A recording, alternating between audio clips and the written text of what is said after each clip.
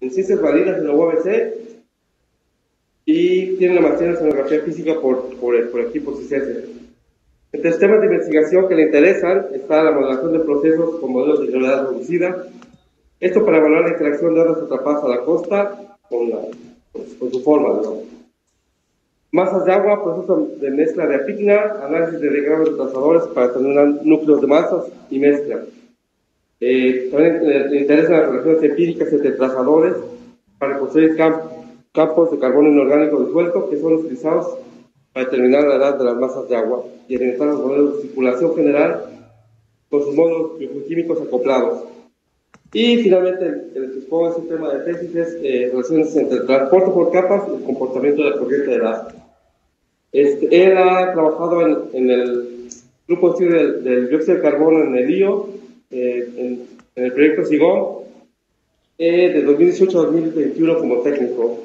Es profesor de asignatura en la UABC, en el Laboratorio de Física de Fluidos desde 2020 y pertenece al grupo CANEC desde 2021. Iván, muchas gracias. Pues muchas gracias por la presentación. Bienvenidos a todos. No los veo, pero a ver cómo todo va. Los que están también, claro, bienvenidos. Pues les voy a platicar un poquito acerca de algunos patrones espacio-temporales en unos conjuntos de datos. Particularmente son conjuntos de datos de corrientes, aunque pues detrás de este análisis también hay algunos otros como de temperatura. Y vamos a verlos en el Golfo de México. A ver, ¿qué les parece? Vamos a hablar un poquito rápido de cómo es la zona. La mayoría pues ya la ha escuchado, lo conocemos. En el Golfo de México, en la región de la corriente de Lazo. Vamos a hablar de los datos que tenemos, qué tipos de datos tenemos y qué variables vamos a extraer de dichos datos. Y posteriormente vamos a estar platicando acerca de los análisis de funciones empíricas ortogonales y sus diferentes interpretaciones en las diversas, o bueno, en algunas de las diferentes modalidades o aproximaciones del análisis de funciones empíricas ortogonales para diferentes conjuntos de datos. Luego vamos a pues, concluir qué tipo de consideraciones debemos tomar o qué observaciones se realizaron a través del análisis del que vamos a platicar.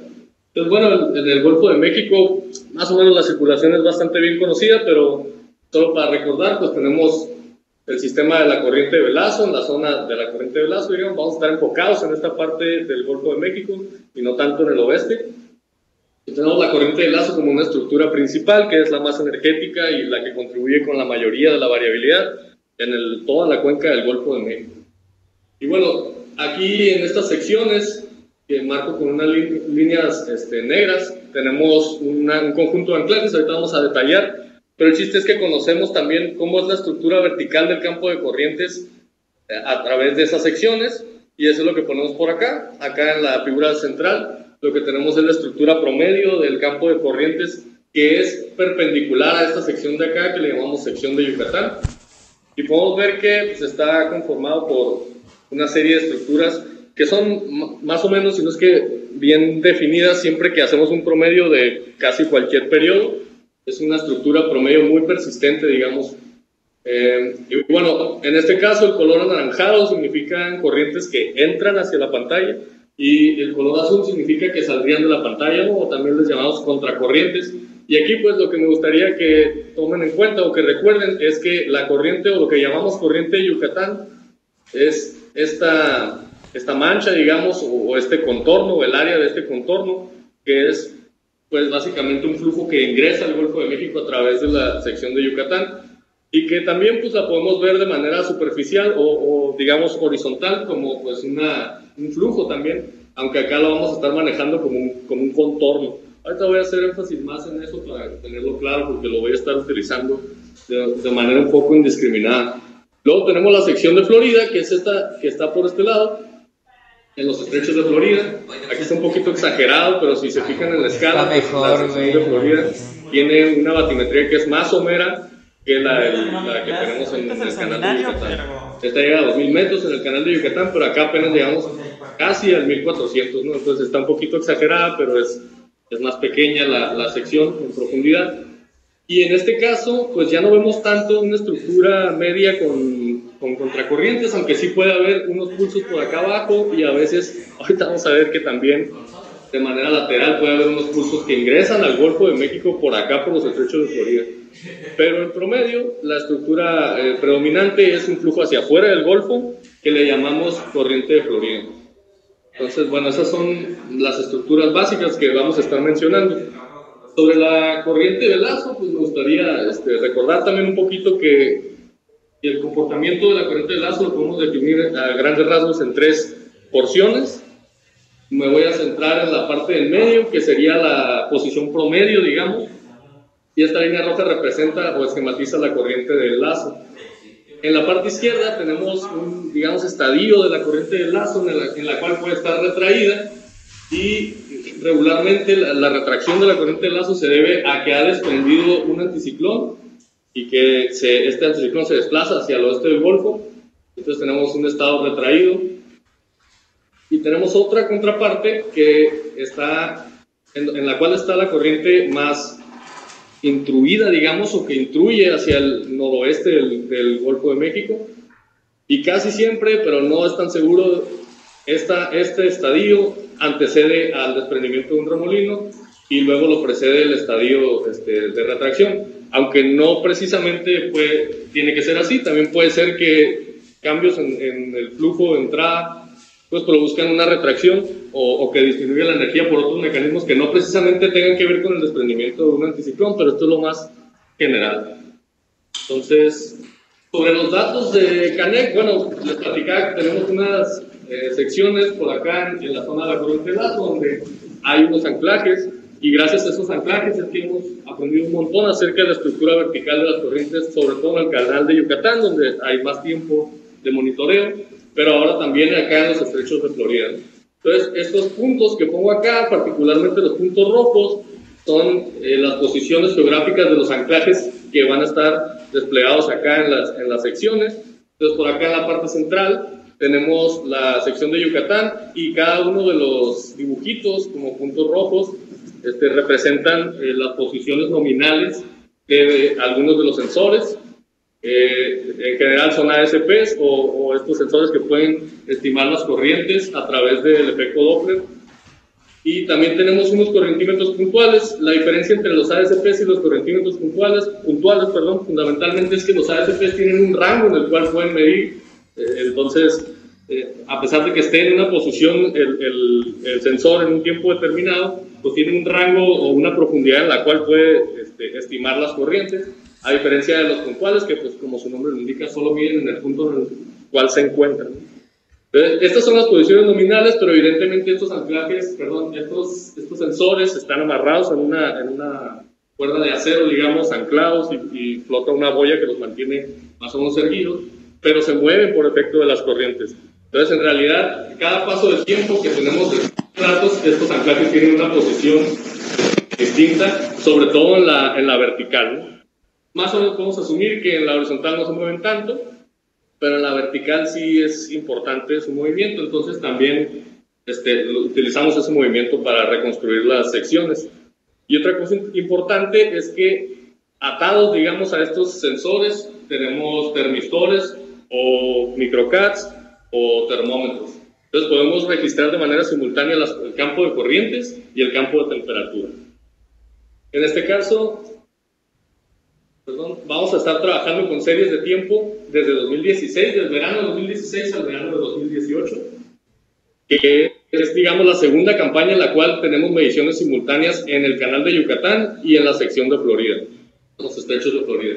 Entonces tenemos campos de temperatura y de corrientes de manera simultánea, y vamos a hacer una reconstrucción con interpolación objetiva para que, a diferencia de lo que veíamos hace rato y que tendríamos en cada tiempo datos en diferentes posiciones verticales, es decir, donde se encuentre el sensor vamos a tener datos, pues lo vamos a interpolar objetivamente para que en lugar de eso, cada tiempo tengamos una sección en donde las mismas posiciones siempre tenemos las series de tiempo, ¿no?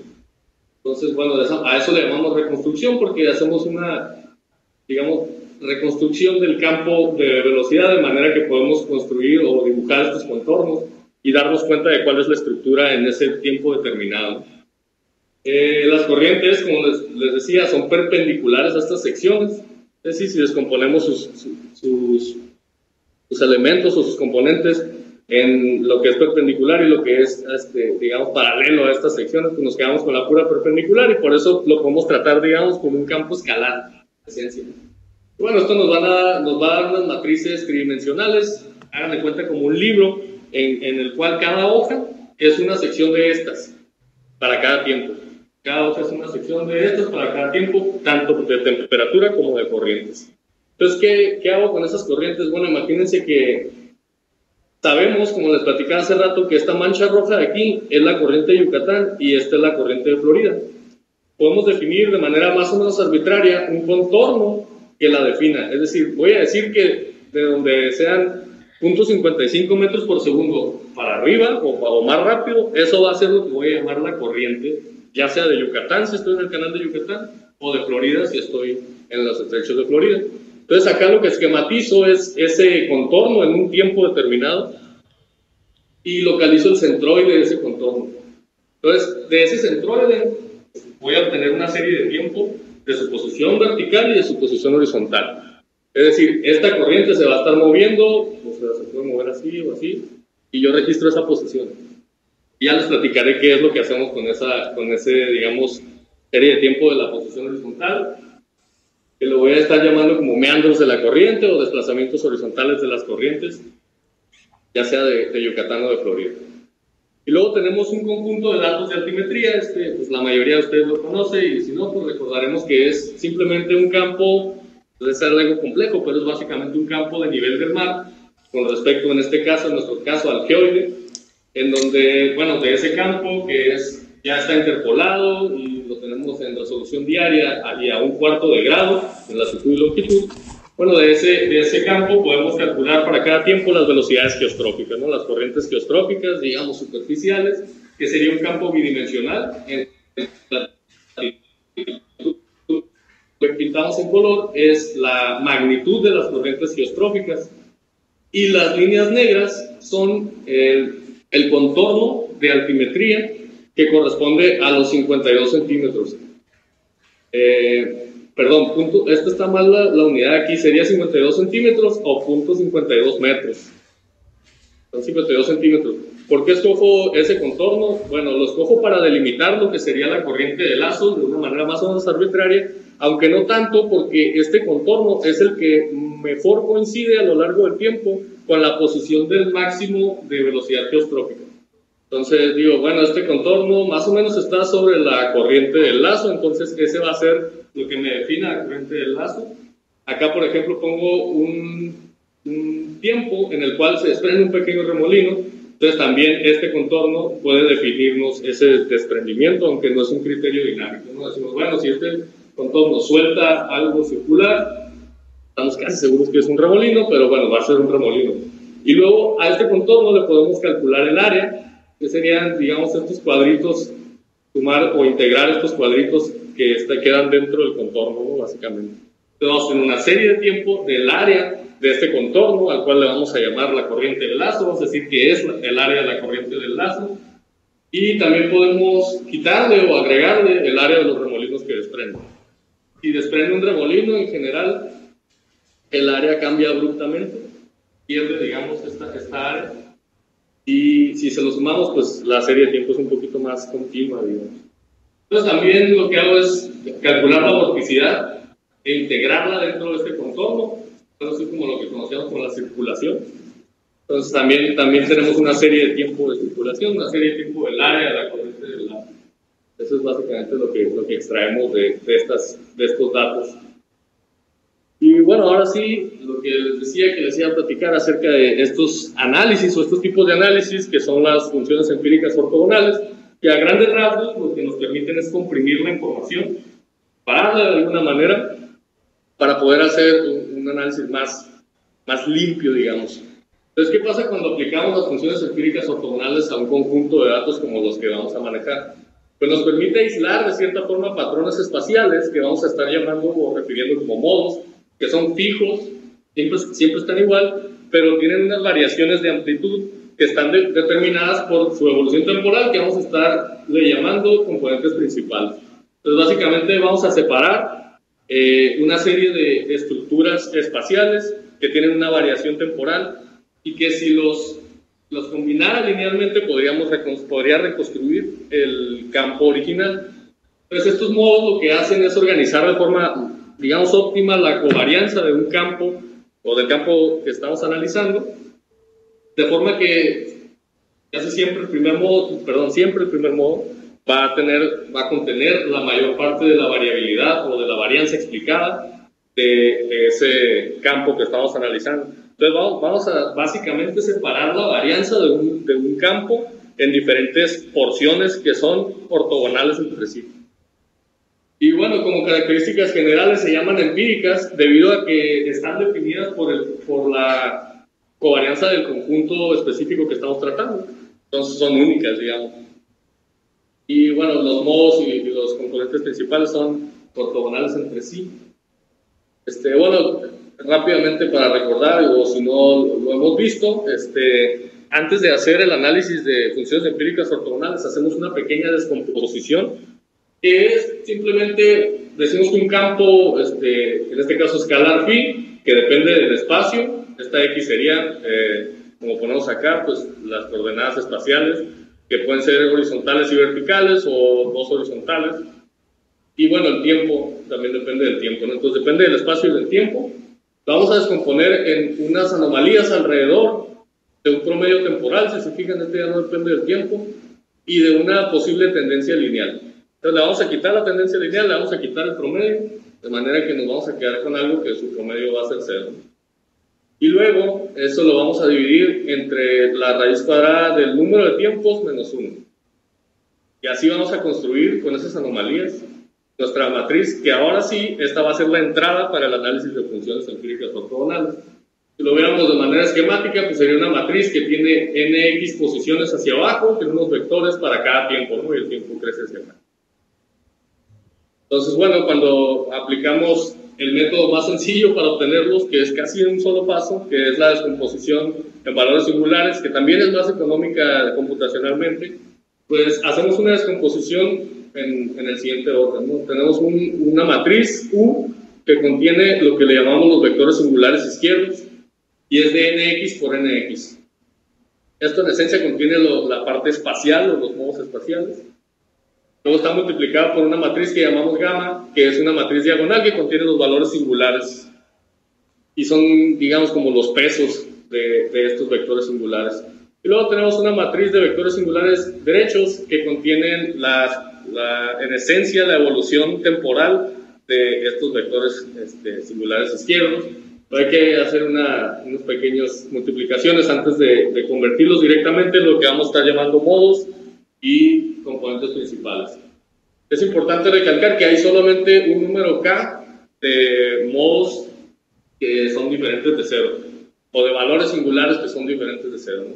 Y este k está determinado por la dimensión que sea menor, aunque normalmente, o sea, estos modos pueden ser un montón, pueden ser 1000, 3000, pero normalmente nos vamos a enfocar en 4, si acaso, porque no tengo ninguna gráfica al respecto, pero si lo hacen seguramente van a ver que la varianza explicada de los modos va a disminuir con una exponencial negativa conforme crecen los modos, ¿no? Entonces el primero casi siempre tiene un montón de varianza explicada y va decayendo casi como una exponencial negativa. Pero bueno, hacemos la descomposición y para obtener los modos empíricos o las estructuras espaciales, que en esencia van a ser en nuestro caso mapas bidimensionales espaciales, pues multiplicamos estos vectores singulares izquierdos por los valores singulares. Y en el caso de las componentes principales, solamente lo multiplicamos por este valor de aquí, que si se acuerdan era la raíz cuadrada del número de tiempos menos 1. Y bueno, la varianza explicada, es un numerito muy interesante porque lo que nos dice es qué porcentaje de la varianza total de nuestro conjunto de datos es explicado nada más por uno de estos, o por el iésimo modo de este conjunto que vamos a calcular.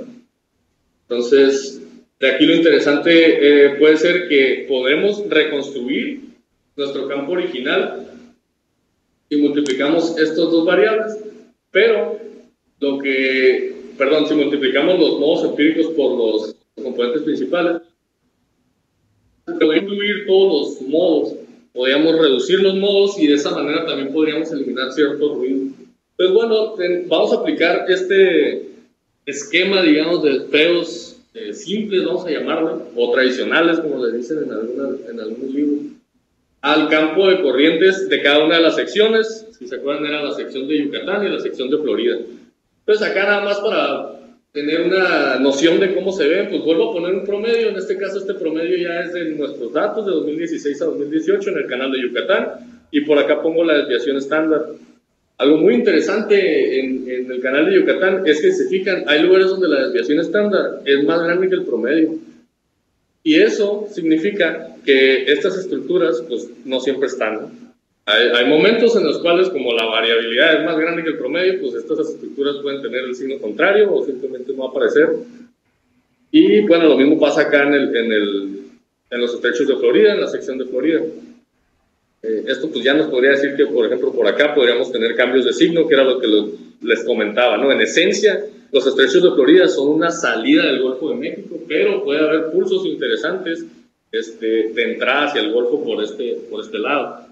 Entonces, bueno, ya que aplicamos, si se acuerdan, tenemos que hacer la descomposición, quitándole el promedio y quitándole la tendencia lineal.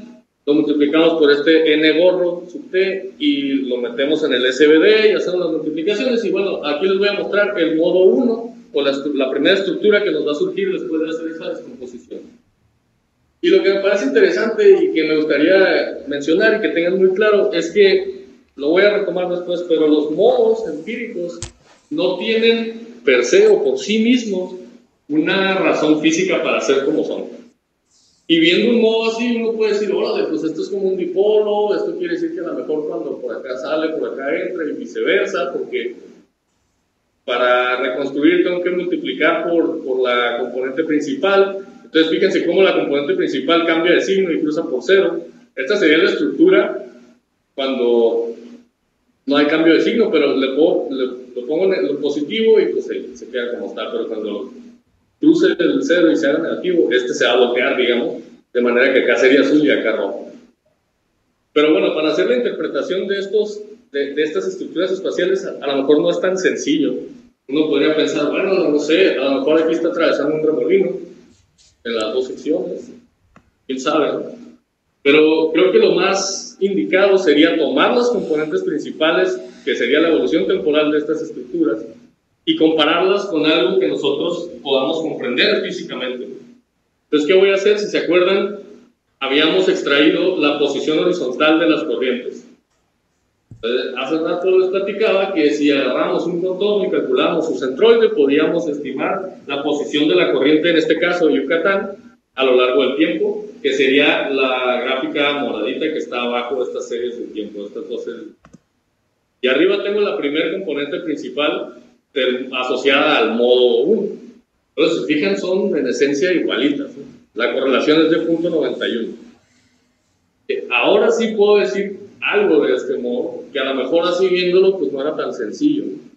Y lo que puedo decir es que probablemente este modo de variabilidad está asociado a los meandros de la corriente de Yucatán. Cuando se mueve la corriente para acá, pueden haber pulsos de salida por este lado. Ahorita me voy a acercar más a eso. Pero en esencia lo que les platico es que este modo que explica el 43, casi el 50% de la variabilidad total, es probablemente, si no es que seguramente, está asociado a los meandros de la corriente. Tenemos una corriente muy persistente, muy energética, que se mueve hacia el centro y se regresa. Entonces, eso es básicamente lo que estamos viendo aquí. Tal vez se pregunten por qué tengo números de menos 2 a 2 acá, si esto debe de ser longitud. Bueno, están normalizadas básicamente, ¿no? Le restan su promedio y lo dividen entre su desviación estándar para hacerlo comparable con esto y evitar tener que poner múltiples ejes. Entonces, bueno, ¿qué pasa con el caso de Florida? Bueno, los estrechos de Florida hago lo mismo, extraje la posición horizontal de la corriente de Florida y vemos que el primer modo de ese campo de velocidad en Florida pues es básicamente asociado también a estos campos de la corriente. Y algo interesante es que estos no parecen estar correlacionados y si se fijan no tienen por qué, porque estos son los meandros de la corriente acá en Yucatán y los de Florida, y los separa toda una corriente de lazo. Entonces no precisamente tienen por qué estar correlacionados, que cuando se mueva uno el otro también, pero hay algunos eventos particularmente donde parece que hay una correlación, y no lo voy a mencionar ahora, pero lo voy a guardar por ahí, como que en estos eventos hay procesos en donde la corriente de lazo se mete abruptamente y parece estar asociado al desprendimiento del remolino. Se desprende un remolino, jala de los dos lados la corriente y hacia el centro, las corrientes de Yucatán y de Florida, hacia el centro de los canales. Es algo que estamos por ahí analizando, necesitamos añadir más datos, pero bueno, por sí mismos, los meandros de la corriente de Yucatán y de Florida no están correlacionados como tal. Entonces, bueno, ese fue el análisis más tradicional. Agarramos un campo de velocidad que lo podemos tratar como un campo escalar porque es la pura componente perpendicular a las secciones, entonces es una escalar. Lo puedo hacer para temperatura o para cualquier otra campo escalar, pero ahora me interesa agarrar un campo vectorial como la velocidad geostrófica superficial que tiene pues, sus componentes U y B y hacer el análisis de funciones empíricas ortogonales al álgebra. Entonces hay diferentes esquemas para hacer esto. Y en particular lo hice con dos, aunque solo voy a mostrar uno, pero les puedo decir que el otro que hay aparte del que les voy a mostrar es el complejo y tiene pues ciertas cualidades que a lo mejor se hace más difícil su interpretación, pero ahorita por mientras les voy a platicar esta aproximación que no requiere utilizar nuevos complejos.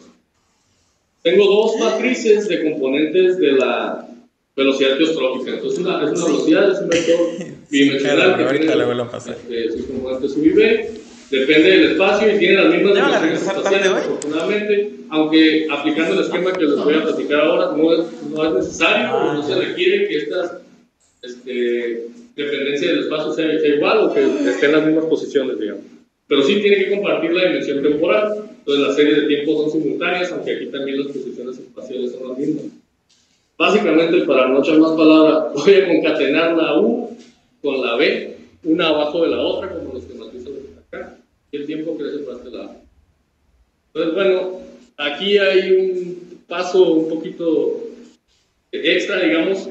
Estos siguen siendo funciones empíricas ortogonales tradicionales, pero ya que aplicamos todo la descomposición de CBD y hacemos las multiplicaciones pertinentes para obtener los modos, vamos a separarlos para formar este vectorcito sigma que va a tener ahora los modos, digamos, espaciales, pero que va a ser un vector. Y nada más lo separo, tenía la parte U, si se acuerdan la U la ponía arriba, entonces le voy a decir que me regrese los puros de arriba, ¿no? Hasta el número de casillas espaciales de la U. Y ya sé que lo que está abajo va a ser la B. Y nada más lo separo. Las componentes principales quedan iguales porque si se acuerdan, la matriz de vectores singulares derechos mide nt por nt. Entonces esa nada más está relacionada a la revolución temporal.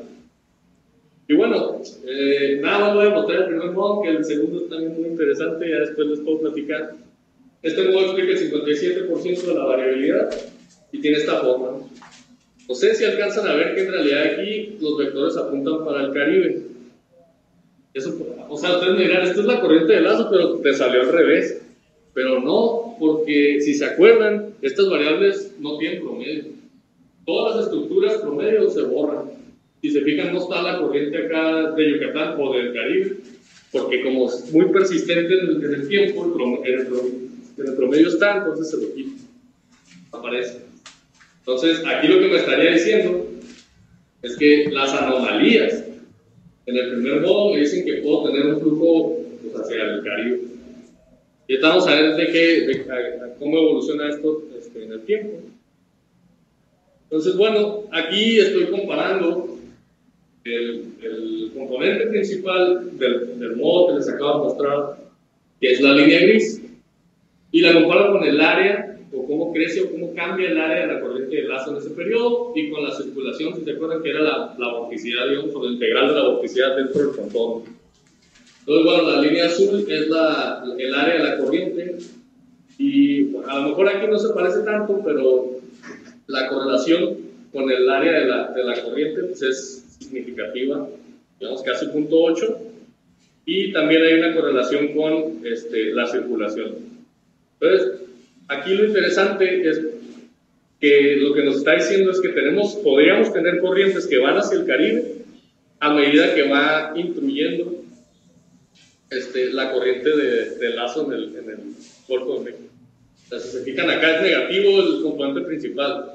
Entonces esto va a estar al revés básicamente, si se acuerdan, porque el signo de estas flechas va a depender del signo de la componente principal.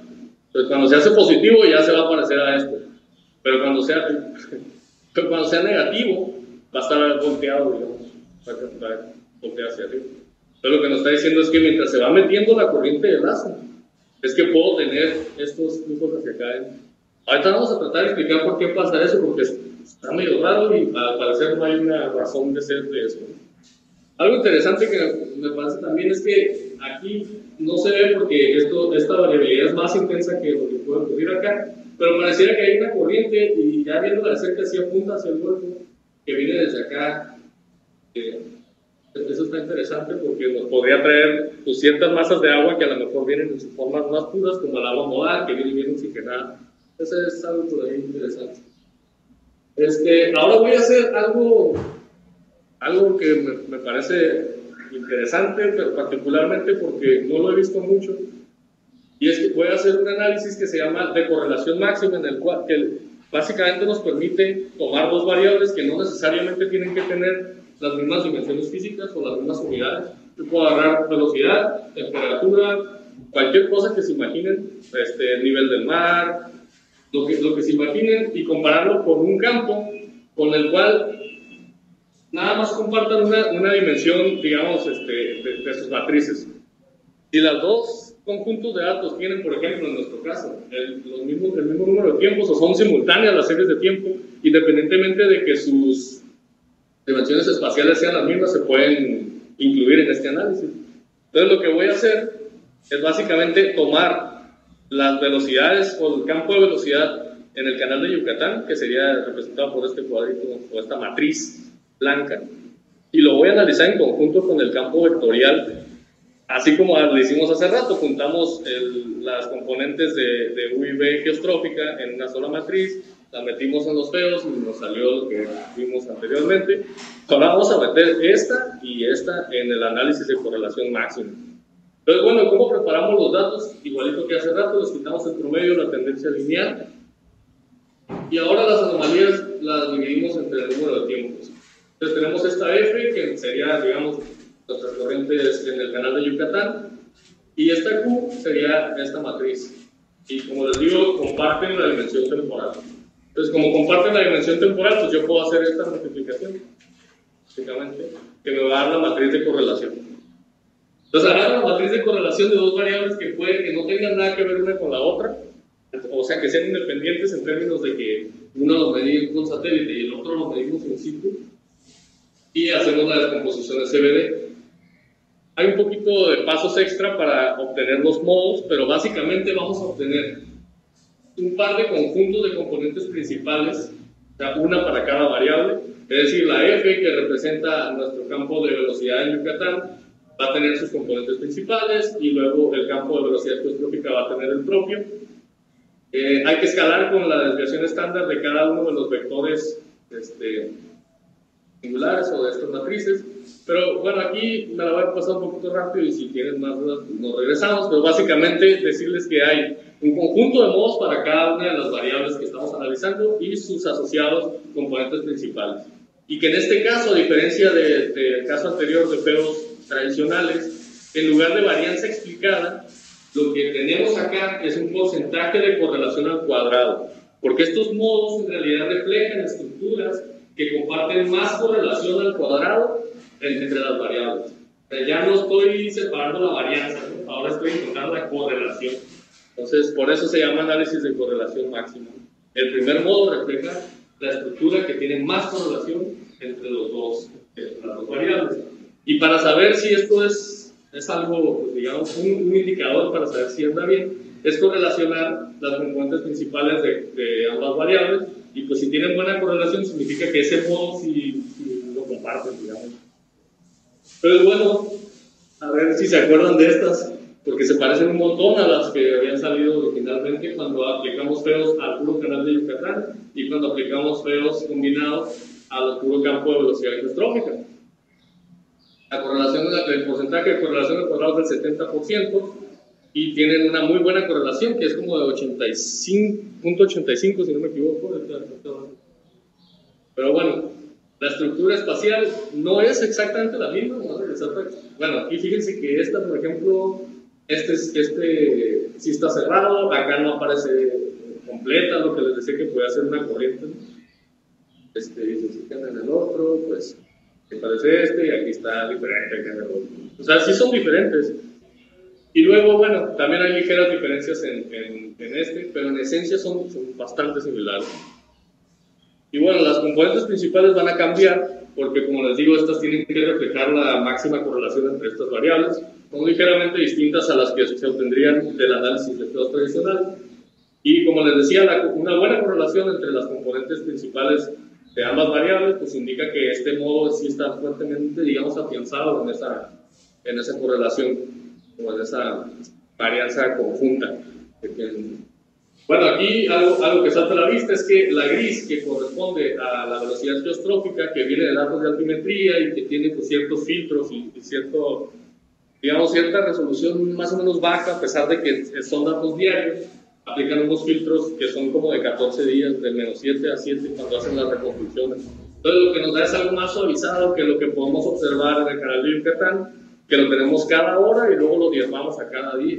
Entonces tenemos más resolución y vemos que el modo o la componente principal, perdón, de lo que sería las corrientes en el canal de Yucatán, pues tienen una variabilidad de frecuencias un poquito mayores a las que puede tener la que viene de altimetría, ¿no? Pero en esencia, pues si se fijan, sí hay una correlación y es significativa. Y bueno, luego agarramos estos componentes principales y nos preguntamos a qué se pueden deber. Correlaciono el componente principal de la velocidad geostrófica, el primer componente principal, me da .74, que es significativo. Y no nada más porque lo digo de que sea, digamos, alta, sino porque se calcula de alguna manera. Y los puedo platicar como si me preguntan. Y luego correlacionamos la componente principal de Yucatán con la posición de la corriente de Yucatán. Y pues está más correlacionada porque, pues como les digo, hay frecuencias mayores involucradas acá en Yucatán. Y luego correlacionamos la primera componente con el área de la corriente del lazo y también una correlación significativa.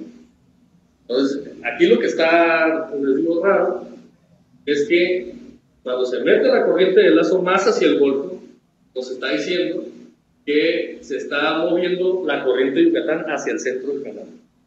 Eso es básicamente lo que nos está diciendo. Y se generan unos pulsos de salida hacia el Caribe. Entonces, bueno, hay todavía que profundizar más para tratar de explicar esto, pero lo que les digo es, lo que les platico es que la corriente se mueve hacia el centro del canal, la corriente de Yucatán, cuando se está metiendo la corriente del lazo. Me parece interesante. Y bueno, ¿qué pasa cuando este proceso se manifiesta? Pues aumenta la latitud porque se está metiendo la corriente del lazo. Entonces, esto es una fuente de movilidad, digamos. Y también pasa que cambia la profundidad del canal de Yucatán. A medida que se mueve hacia el centro, si recordamos el canal es 1, entonces si se mueve al centro, la profundidad es mayor. Y bueno, también hay un cambio de signo en la circulación, o pues si hay, esto que les platicaba de que va a haber una corriente que va a salir por acá, entonces puede ser que esto pues, esté generando una vorticidad de signo contrario, digamos.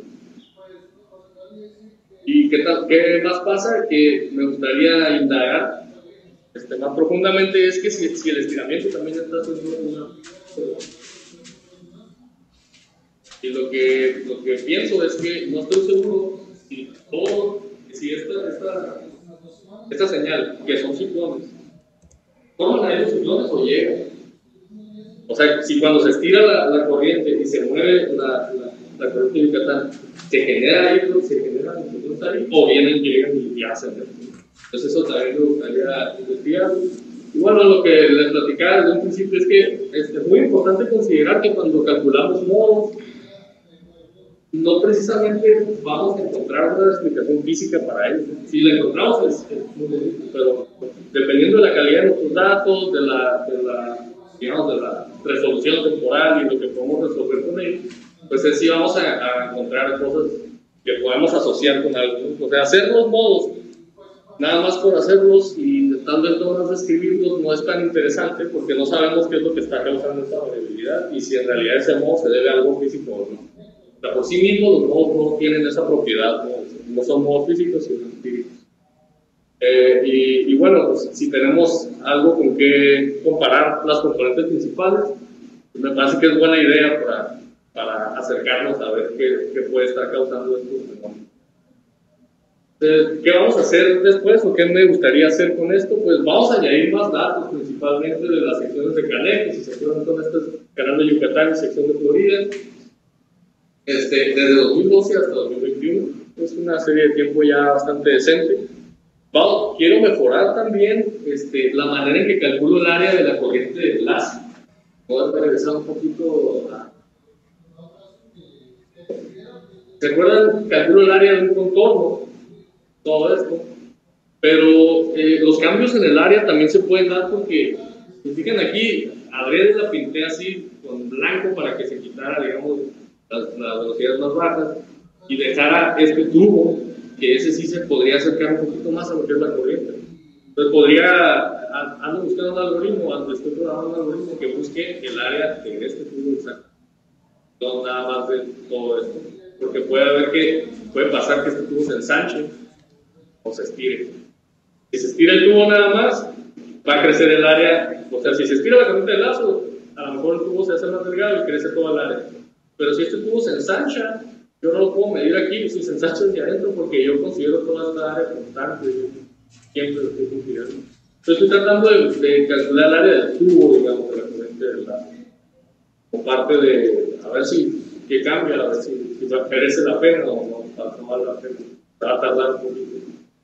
Y bueno, vamos a incorporar también análisis un poquito más sofisticados, como el de coherencia de Wavelet, para analizar de manera particular eventos, más que patrones que sean periódicos, digamos, ¿no? A lo mejor estos procesos de desprendimiento, por ejemplo, no son periódicos, son más bien eventos, entonces conviene más algo que sea más localizado, como nos puede dar la coherencia de Wavelet, entre otras cosas que estaría mejorar. Bueno, pues, ahí andamos.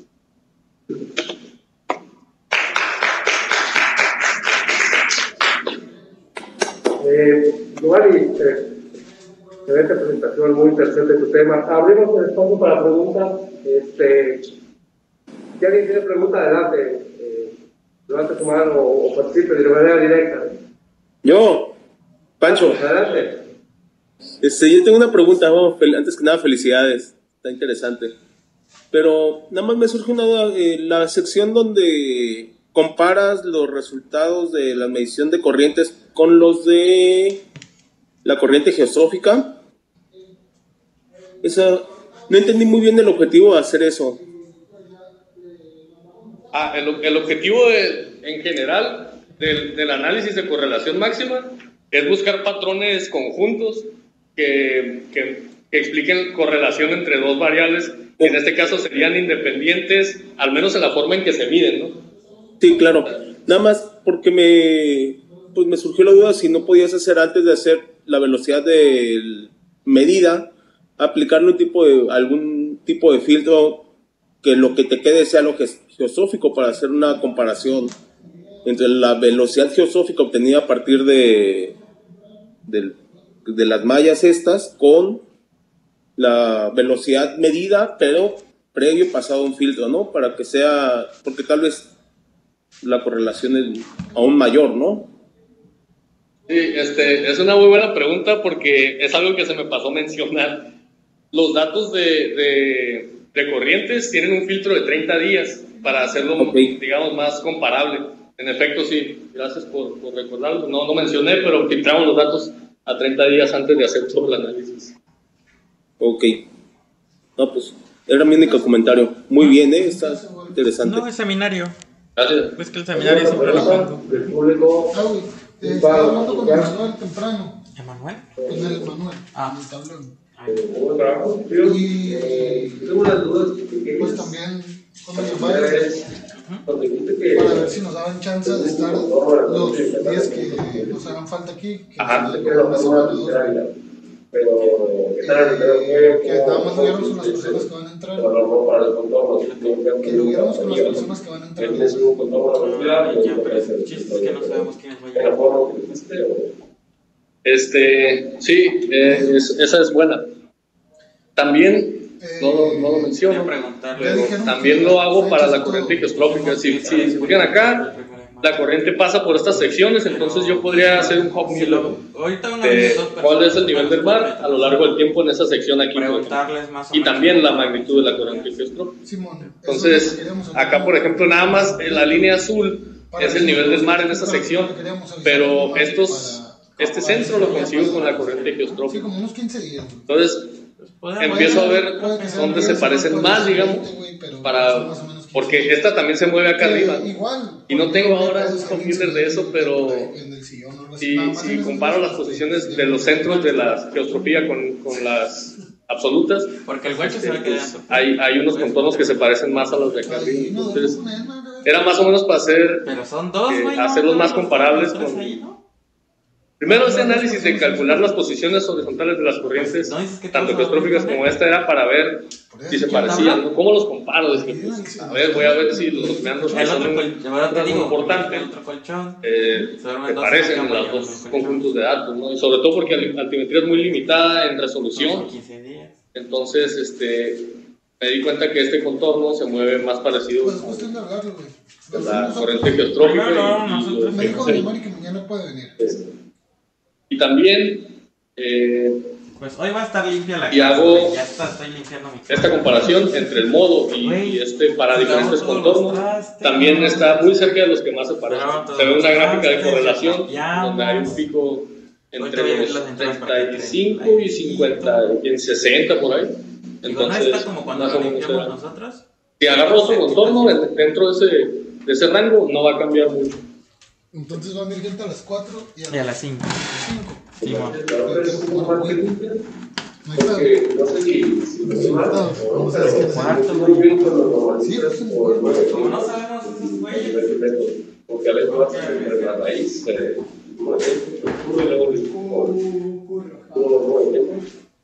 ya una vez que firmen ya se llegaron 6 meses.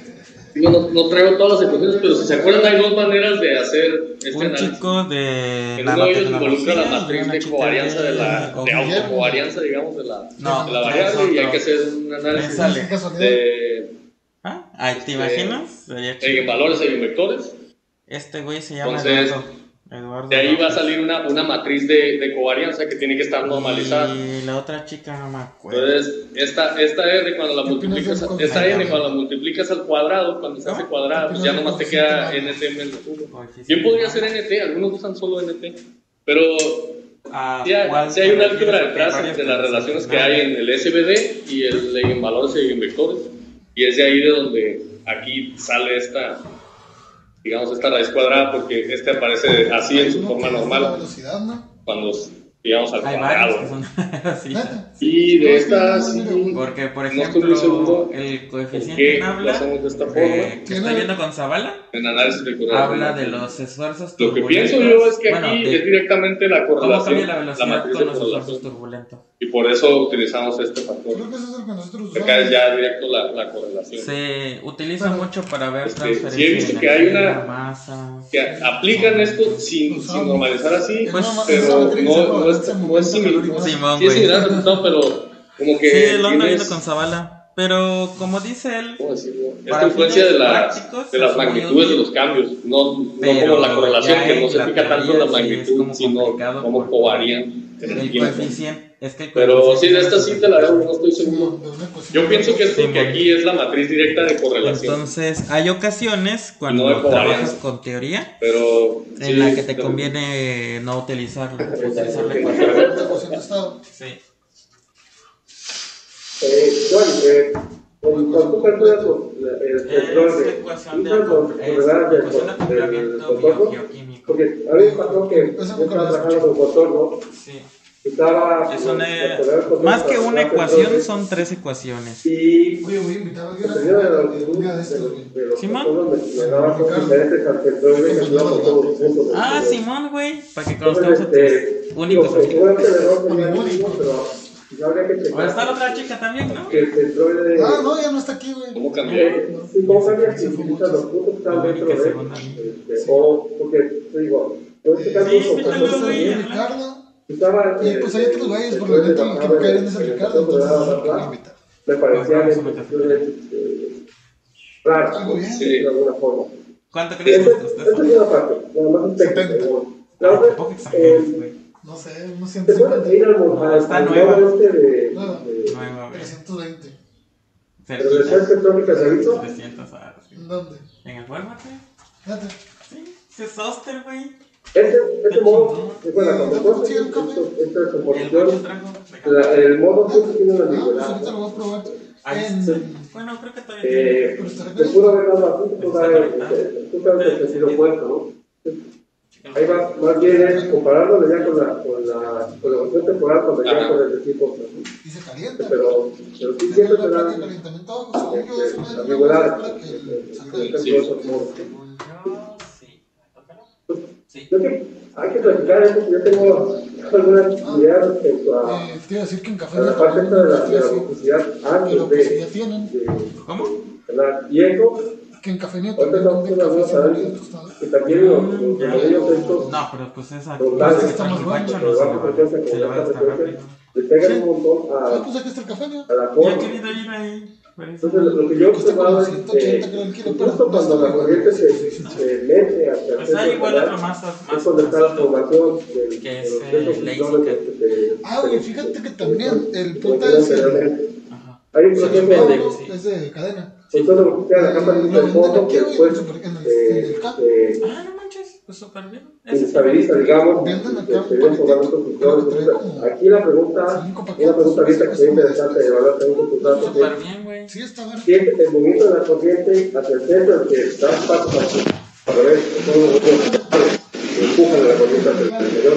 Yo digo, Héctor, sí, o sea, hasta las 3 termina. si no hay más preguntas, la primera, ¿de qué periodo era tu...? Del 2016 al 18. Y por ejemplo, estos grupos que van en el sentido contrario más fuertes, que son Sí, bueno, ajá, es lo que iba a decir. Sí, iba a decir hace rato que también, bueno, de ahorita la ambigüedad esa del signo, pues si bien es cierto que esto puede tener el signo contrario, si volteo esta también tengo que voltear esta, ¿no? Entonces también va. Pero bueno, o sea, a lo mejor podríamos decir que lo que tarda en cruzar la línea son unos meses. Pero esto está ocurriendo, o sea, aquí lo separamos en modo, decimos este modo, pero no estoy seguro de que esté ocurriendo en todo este periodo y se vaya a ver clarísimo, ¿no? De que está, a lo mejor, no lo sé. Sí, lo creo. Ya que tenga todo encima, quién sabe cómo se va a ver. Sería una buena idea y que algo que no alcancé es mostrar qué está haciendo aquí, qué está haciendo aquí y qué está haciendo acá en los datos con todo y todo. Pero aquí al parecer son cosas que duran un par de meses o más. Y ves la magnitud ahí del coeficiente y lo multiplicas, ¿cuáles son los valores máximos que alcanzan? Y tenemos para interpretar son como 50, 20 y tantos en centímetros, como 20 y algo, a veces hasta 50. De hecho, en esta sí sale. No, debería estar en centímetros.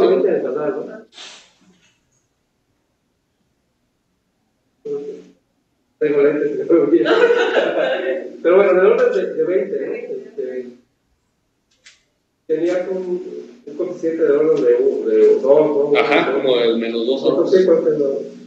Entonces, eso es lo molino ciclón, bueno, es estructura de sentido opuesto al ajo. ¿Te apareció en ese periodo? ¿tú has visto la simetría de ese periodo? ¿Lo has visto la animación? La simetría en el periodo de medición, ¿tú la has visualizado? Pues sí, pero no alcanzo a ver, digamos, algo así. No sé a qué se será, digamos, a cómo se manifiestan. Por eso una buena idea sería, yo creo, cuando este es máximo, mínimo o cero, ver qué está haciendo la corriente y qué está haciendo el canal con todo, para ver a lo mejor qué se refleja. ¿No? Y el segundo modo, que todavía tiene como 20%, también está bien interesante porque quién sabe. Pero fue la combinación de los dos modos en este momento también es cierto. También es cierto que un fenómeno físico, si está en un modo, qué bonito que estuviera todo. A veces parte de ese está en todos. Pero de que hay inversiones aquí fuertes, hay inversiones, y las ha visto también Julio Sheinbaum en 2016. Sí, justo me preguntaba, porque, o sea, que qué tanto, ya que, para ver cuánto eran los puntos o cuánto eran estas inversiones, porque, pues, si bien después le pones el promedio, a lo mejor se gasta más, a lo mejor todavía se ve. Yo te preguntaba por qué hay inversiones en esta zona, pero está raro porque en la zona de consumo no hay tantas inversiones como abajo, o sea, no son tan fuertes. ¿Quién sabe para dónde se va? Entonces está raro porque justo por eso preguntaba, porque yo más abajo yo sí que inversiones que no tienen realmente nada que ver con arriba, sino con la corriente de Caimán, o sea, pero arriba no hay tantas inversiones, por ejemplo, en consumidores. Y está raro porque lo interesante es que terminan aquí, ¿no? O sea, no se vienen para acá, son muy bajas. Pero sí sé que son ser intensas porque, por ejemplo, a veces la corriente se desplaza un montón, casi hasta el otro lado. Formación. Y bueno, tengo una imagen que no mostré de por qué pienso que son remolinos. Pero también esta condición, hay un artículo, ¿no? Donde creo que se ven, hay dos patrones en todo, un polo libre. Sí, los feos, ¿no? El segundo modo es como un tripolo. Sí. Bueno, en el canal de Yucatán y a veces un poquito más para atrás, parece agua del Golfo o es agua del Golfo. No sabemos, ¿se forma ahí? ¿A qué profundidad? Es como, pues a los 25 será unos entre 100 y, bueno, a la profundidad del agua superficial, ¿no? El agua superficial es como entre un poquito menos de 300 y 100. Esa zona es bastante activa en producción de remolinos. Es la zona, ustedes que la forma de tener otro tema es, si esta agua se forma ahí, porque bien, si hacemos un modelo sencillo, podemos ver que esta agua puede bien ser combinación de esta, pero no sabemos si hay condiciones suficientes ahí para generar mezcla, o es agua que viene justamente por estas inversiones. Pues siempre que van a Canek encuentran agua del Golfo ahí. Y pues se supone que se forma en el oeste del Golfo, no viene del Caribe. O sea, es algo que surge por ahí también. Bueno, muchas gracias, Giovanni. Si no hay otra pregunta, cerramos. Muy bien. Despídete.